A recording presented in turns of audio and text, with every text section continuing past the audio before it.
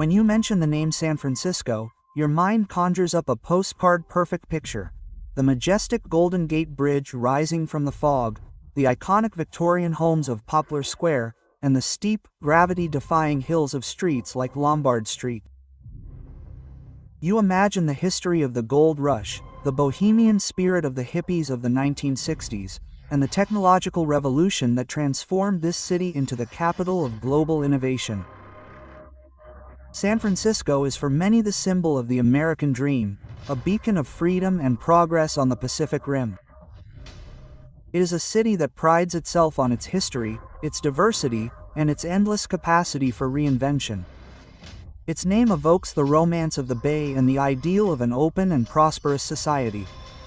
But in every city, with such a bright light, there is a shadow that grows. And in San Francisco, that shadow is one of the darkest in the United States. It is a reality that hides in plain sight just blocks away from luxury boutiques and the offices of tech giants.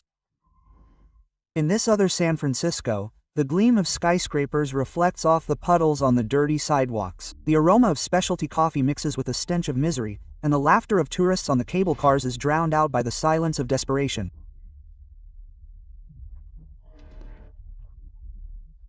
On this journey, we're not here to tell the story of the postcard, but rather the story of what's not in the photo.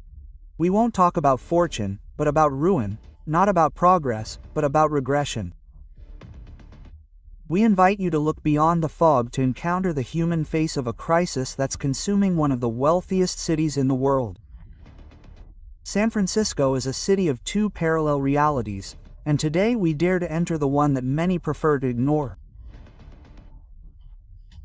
If you felt the need to see beyond the postcard, join our journey, like, subscribe, and hit the bell to continue exploring the stories that the world prefers not to tell. To understand the darkness of San Francisco today, we must first look at the light that defined it. The story of this city begins not with technology or counterculture, but with the sound of bullets and the glimmer of greed. In 1848, a rumor swept through the young nation: gold had been found in the Sierra Nevada.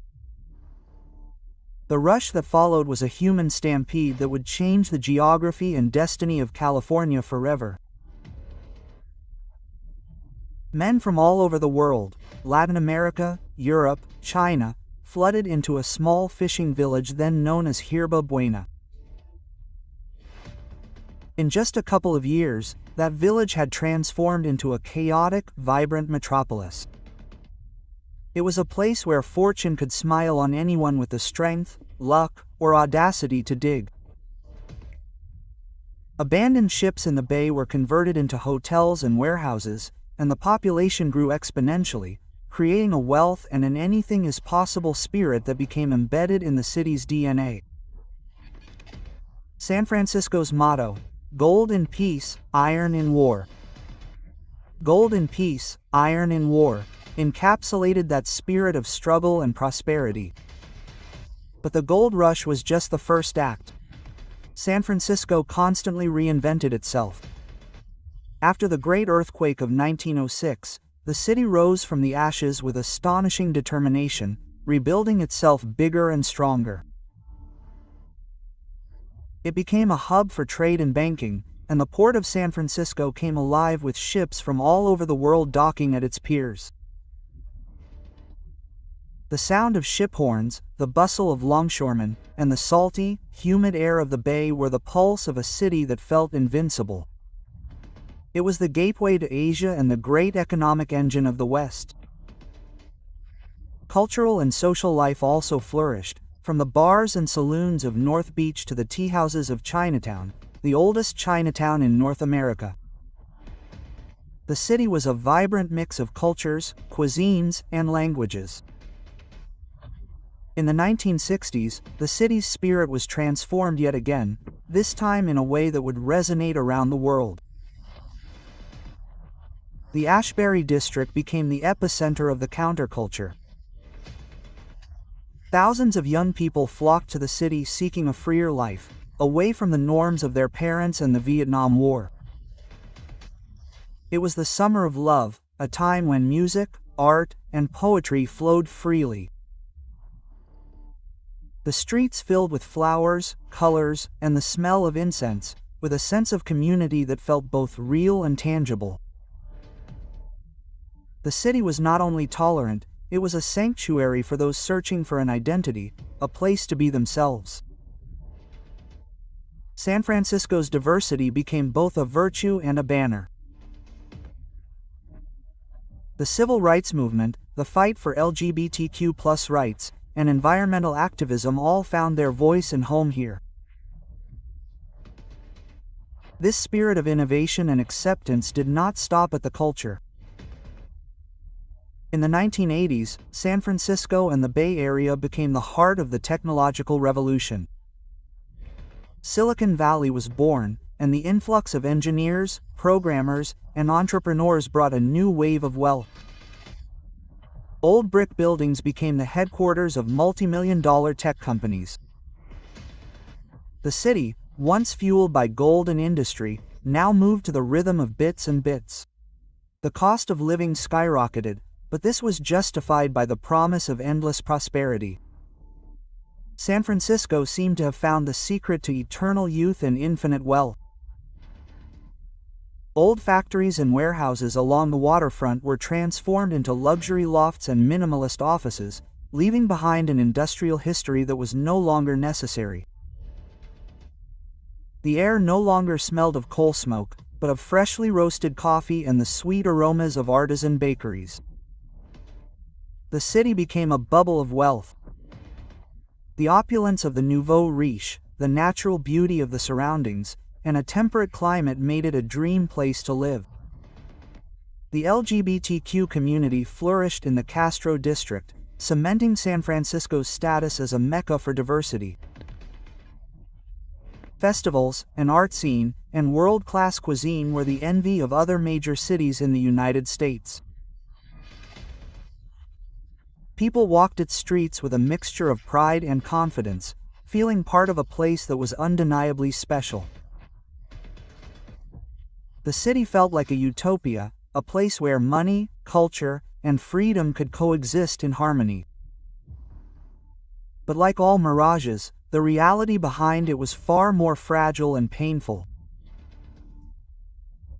The glitter of this city of gold masked the cracks that were forming beneath it, cracks that would eventually become chasms. San Francisco was built on a mirage of gold and opportunity, but in recent decades that mirage began to crack. The transition from a bohemian, diverse metropolis to a global tech hub was rapid, but the social decline was a slow and painful process, almost imperceptible at first. There was no earthquake or sudden financial crisis. San Francisco's decline was brewing in the interstices of a system that was suddenly unprepared for the success it had created. The first sign was the brutal escalation of housing prices. Beginning in the 1990s, and especially with the rise of companies like Google and Facebook, the demand for housing skyrocketed. An influx of engineers earning six-figure salaries sent the housing market into a tailspin. Rents for a small two-bedroom apartment that was once affordable for a middle-class family doubled, then tripled to prices that only the tech elite could afford. In 2024, San Francisco remains one of the most expensive housing markets in the world, and the gap between the haves and have-nots is wider than ever. This runaway increase didn't just affect rents, gentrification accelerated at a breakneck pace. Iconic neighborhoods with strong cultural identities like the Mission District, Tenderloin, and Haight-Ashbury were transformed. Old music halls gave way to designer wineries. Family-run restaurants serving Latin or Vietnamese cuisine were replaced by fine dining establishments, where a single meal cost what once would have been a week's worth of food for an entire family. To longtime residents, the city felt alien and hostile. Families with children, artists, musicians, teachers, and service workers were forced to leave, seeking refuge in the suburbs or, at worst, on the streets of Minnetonka. A neighborhood that had once been the heart of the working class became a showcase for affluence, leaving a social and emotional void that no new boutique or yoga studio could fill. The gap between those living in the glass loss of Soma and those camping on the sidewalks grew into an unfathomable chasm. Alongside this housing crisis, a wave of harm reduction policies began to gain traction in the city. The philosophy behind them was that instead of criminalizing addiction, resources such as clean syringes, naloxone, the opioid overdose antidote, and shelters should be provided so addicts wouldn't die on the streets. The intention was noble, inspired by compassion and the recognition that addiction is a disease, not a crime. However, the implementation of these policies was a disaster. The lack of rehabilitation programs, psychiatric hospital beds, and adequate mental health support meant that harm reduction effectively became a policy of maintenance. Addiction was not being fought, only managed. Rather than helping people get off the streets, the policies seemed to perpetuate a cycle of dependency and misery. Needle exchanges and drug shelters were concentrated in the same poor neighborhoods, creating a magnet for people with addiction problems from all over the country. The massive influx of fentanyl onto the streets of San Francisco was the tipping point. 50 to 100 times more potent than morphine, the drug spiraled out of control. Fentanyl was so readily available and cheap that it became the drug of choice for those already homeless. One study found that in the Philadelphia metropolitan area, 1/3 of homeless people live directly on the streets without shelter.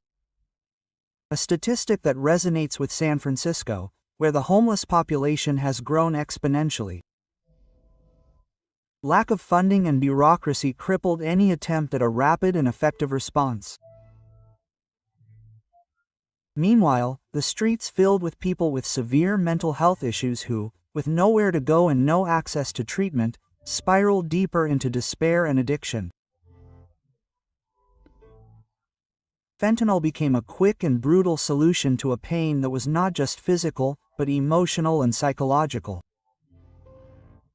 The city had failed to create a safety net that could sustain its most vulnerable citizens, leaving them at the mercy of the streets. Compounding this was political inaction. Rather than addressing the root causes of the crisis, city leaders engaged in ideological debates and band-aid solutions that solved nothing. The media focus was on clearing homeless encampments, rather than building affordable housing and creating re-entry programs. These cleanups were purely cosmetic. Homeless people's tents and belongings would be picked up, only to be found again a week later on the same or nearby street because they had nowhere else to go. Public resources were being directed toward managing the visible problem, not eradicating its invisible roots. And while politicians and activists debated, San Francisco's streets became a graveyard for the dreams of thousands.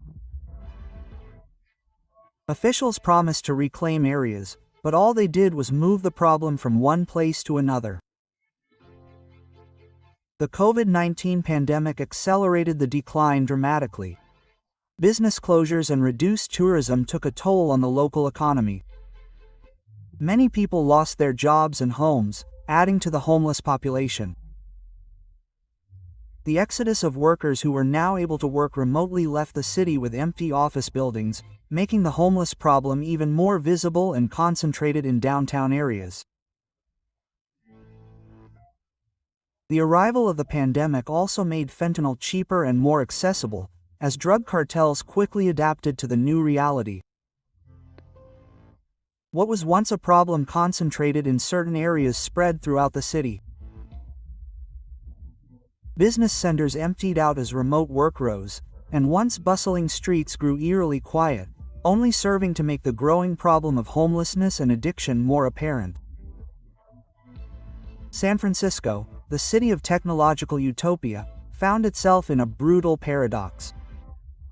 Its success had created a bubble that, for those left out, became a death trap.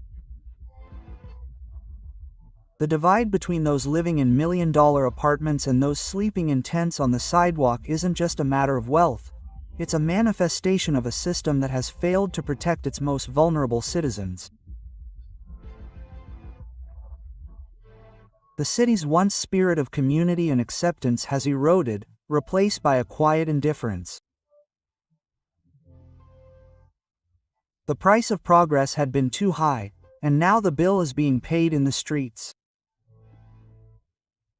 The city, once a beacon of counterculture and tech, is facing a moral crisis where the ideal of brotherly love that gave it its name feels painfully distant on every sidewalk and every street corner. The city spends millions of dollars clearing encampments instead of eradicating poverty, an expense that only tarnishes the image without healing the wound. The problem isn't just a lack of shelter or an abundance of drugs, it's the confluence of gentrification, drug deregulation, and a gridlocked bureaucracy. It's the reality of mothers working 2 or 3 shifts just to pay the rent. The story of homeless youth who have to learn to be adults much earlier than their childhoods allow. It is the story of those who are forced to choose between food or medicine, between paying the electric bill or keeping their children warm during the harsh winter.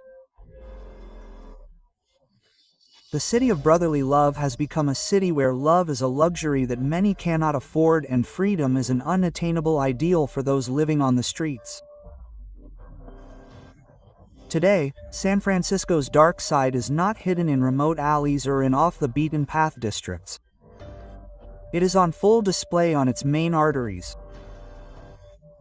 A walk through the city center or through neighborhoods like the Tenderloin and Soma confronts you with a reality that contrasts starkly with the idyllic image on tourist posters. The aroma of freshly roasted coffee from an artisanal coffee shop mixes with the stench of trash and human waste. The sidewalks that once vibrated with the passing of businessmen and tourists are now littered with makeshift tents and tarp shelters. Hunched, emaciated bodies slump on street corners in a state of paralysis that has led many to call them zombies. This is no metaphor.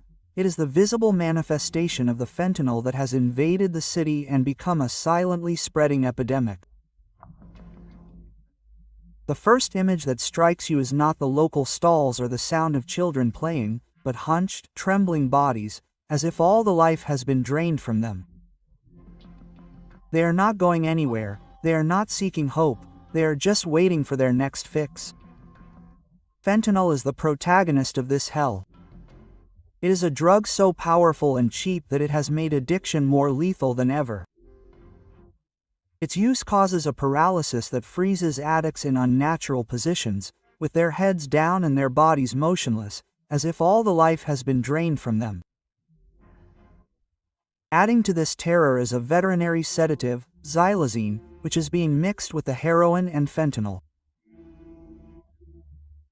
Local residents have given the concoction a chilling name: zombie trunk, the drug of the living dead. Those who consume this concoction cease to be themselves. Their bodies curl into unnatural positions and they become motionless, half-conscious, as if trapped in a sleep from which they cannot awaken. You'll see them frozen in the middle of the street, their heads hanging, shaking as they hold a syringe, their skin ulcerated, their flesh rotting. Many have lost fingers, toes, or entire body parts to it. Most alarmingly, fentanyl is not an opioid, which means that the most common antidote, naloxone, does not work to reverse an overdose of the substance. This allows drug trafficking networks to buy and distribute it with minimal legal barriers, while users have little chance of survival. The fentanyl crisis and homelessness are not isolated problems. They are the face of a deeper human tragedy. In the tents and tarp shelters, there are not only addicts, there are single mothers who lost their homes after their husbands died, retired seniors who can no longer pay their rent and who came to San Francisco not by choice, but because they had nowhere else to go. The system has failed and these people are not on the streets by choice, but because they had nowhere else to go. The city that was once the epicenter of the summer of love, where community was a pillar, has become a place where many live in utter solitude. The police come and go. Cleanup campaigns come and go, but the problem is not solved. It simply moves from one street to the next without a real solution. The more chilling truth is that a significant portion of San Francisco's homeless population are children and young adults under the age of 24 who grow up without school, without security, and who live in invisibility because they have no papers, no address, and no registration. They are not just statistics, they are forgotten futures. For adults, entering a shelter is not easy either. The strict rules of these places, such as the prohibition of carrying belongings, the separation of couples and families, or the non-admission of pets, have led many to prefer to stay on the streets. They would rather endure the cold and danger than lose the last bit of dignity they have left. We are facing a brutal, vicious cycle. Homeless, unemployed, undocumented, without assistance, homeless again. This cycle closes in on each person until all that is left is the instinct to survive. In San Francisco, the numbers speak for themselves and scream. In a country with advanced medicine and billions in social welfare budgets, this crisis is a moral tragedy. Every statistic is a human life and every painful story is a reminder that a truly great city is one where no one is left behind, and yet the city continues to spend millions erasing the image of poverty instead of eradicating it. A local activist said it clearly. Philadelphia does not lack money. The city lacks will and empathy. And that phrase rings with chilling truth in San Francisco. The paradox is painful. A city that is the birthplace of global innovation has failed to find a way to solve one of the gravest humanitarian crises in its history. It has spent money to erase the problem from view, not to heal the wound. The problem is not just a lack of shelter or an abundance of drugs. It is the confluence of gentrification, drug deregulation, and a gridlocked bureaucracy. It is the reality of mothers working 2 or 3 shifts just to pay the rent. It is the reality of homeless youth who are having to learn how to be adults far before their childhoods would allow. It is the story of those forced to choose between food and medicine. Between paying the electric bill and keeping their children warm in the bitter winter, the city of brotherly love that gave it its name has become a city where love is a luxury many cannot afford. And freedom is an unattainable ideal for those living on the streets. A city that prides itself on its history of fighting for human rights is today turning its back on thousands of people drowning in a humanitarian crisis on their own soil. If you empathize with San Francisco's reality, please subscribe, like, and hit the bell so we can continue telling you the stories the world prefers to ignore. Amidst this storm of desolation, a new kind of gold rush has emerged in San Francisco. It's not a search for shiny metal, but for a lost humanity. The city, left behind by its leaders, has not stood idly by. On the streets, far from the spotlight and the cameras, a silent resistance movement is brewing, driven by a network of nonprofits, community activists, and ordinary citizens who refuse to let the city become a graveyard of dreams. Their fight is not for wealth or power, but for dignity and survival. These are not large corporations or government institutions, but small organizations operating on a shoestring budget, driven by the sheer will to help. One such organization is San Francisco City Impact, an organization that has been serving the street community for decades. They offer hot meals, free medical care, and rehabilitation programs, not with the intention of cleaning up the streets, but of healing the people who live on them. Their volunteers venture into the most dangerous areas, not to judge, but to offer a helping hand, hot soup, and most of all, the hope that someone cares. In their soup kitchens, the smell of roast chicken and rice, a rare luxury in street life, mingle with the laughter and stories of those who find there a brief respite from the chaos. Another example of this resilience is the Luminaria Project, an art initiative that has transformed the city into a canvas for hope. Volunteers of all ages come together to create and hang thousands of paper lanterns, illuminating the darkest and most dangerous streets with a warm, comforting light.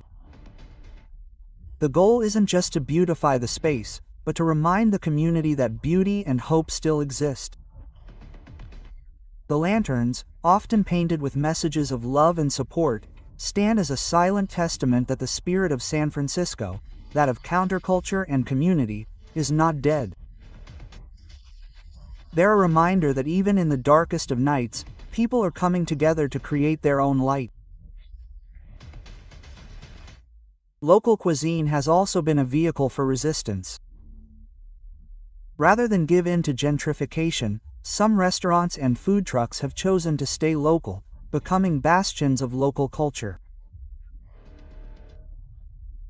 Serving traditional, affordable fare like the Mission District's famous burritos or Tenderlo's Van Mien sandwiches, they refuse to be part of the tech bubble. These places don't just feed people, they feed the soul of the community, keeping alive the traditions and flavors that make San Francisco unique. These are spaces where the rich and the poor collide, where social barriers dissolve, and where the aroma of cilantro and grilled meat echoes the city's past. Street art has also flourished as a form of resistance. The brightly colored murals and intricate graffiti that cover city walls aren't just decorative, they're political and emotional statements. Painters, artists, and activists have come together to use the walls of buildings as a canvas to tell the stories of street people, immigrants, and the marginalized. Their work portrays pain, struggle, but also resilience and dignity. It serves as a mirror for society, forcing it to see the reality it often chooses to ignore. These murals, many of which are located in the most affected neighborhoods, are a silent cry that reminds the city of its lost history and ideals. San Francisco's LGBTQ+ community, a historical pillar of the city, has also demonstrated remarkable resilience. The Castro district, despite gentrification, remains a place of refuge and celebration. Organizations like the San Francisco LGBT Center provide support services, counseling, and affordable housing for youth and adults in the community. In a city where many feel invisible, these centers serve as a beacon of hope, a place where people can be themselves without fear. Festivals and celebrations like Pride provide a testament to the fact that despite the crisis, the spirit of the community has not been crushed. This resilience is not a magic bullet, but it is a testament to the soul of the city. It's the small acts, the gestures of kindness, and the acts of solidarity that are keeping hope alive. It's the volunteers who spend their weekends handing out food and clothing, the doctors who tend to injuries on the sidewalks, and the journalists and filmmakers who dare to tell the stories the world would rather not hear.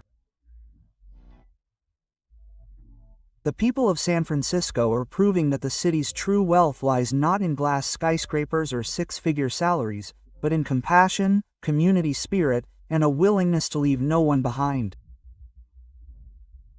This is a city that is healing itself, one act of kindness at a time. After traveling through San Francisco's dark side, it's easy to believe that the city is all pain and desolation. But San Francisco is a city of contrasts, and its true essence lies in the place where light and shadow intertwine. Despite the crisis, the city still possesses a beauty that refuses to be erased. To experience this beauty, you need to look beyond the postcard and use all your senses. This is a place that is meant to be felt, not just seen. Imagine walking the streets of North Beach at sunset. The air is filled with the aroma of garlic and tomatoes from Italian restaurants, mixed with the music of jazz drifting from a bar. The walls of the red brick buildings, which have stood for over a century, whisper stories of the Beat generation and the sailors who once frequented them. Life vibrates with the sound of laughter and clinking glasses. Here, the city is a feast for the senses. The taste of clam chowder in a sourdough bowl at Fisherman's Wharf is testament to the city's long-standing connection to the sea. The sound of seagulls and the smell of ocean salt are a constant, anchoring the city to its natural heritage. San Francisco's cuisine is itself a testament to the city's resilience and diversity. Throughout history, immigrants from all over the world, from China and Japan to Italy and Latin America, have come to the Bay Area, bringing their own flavors and traditions with them. The food stalls at the Ferry Building Marketplace are a testament to this richness. Here, you can find a bite of mochi from a Japanese bakery, a piece of sourdough bread from a family-owned bakery, and a fresh fish taco from a food truck. Each dish is a story, an echo of the generations that came to the city in search of a better life. The scent of spices from a Thai restaurant in the Tenderloin or the smoky flavor of meat from a Korean barbecue joint in the Richmond are reminders that the city is a melting pot of flavors and cultures that refuses to be diluted. Beyond the cuisine, San Francisco's bohemian spirit lives on in unexpected corners. The Haight-Ashbury district, though largely gentrified, is still home to vinyl record stores and vintage clothing boutiques that hark back to its psychedelic past.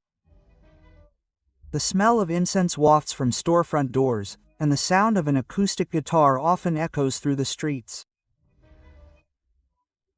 The brightly colored murals and intricate graffiti covering the walls are a statement that art and creativity have not abandoned the city.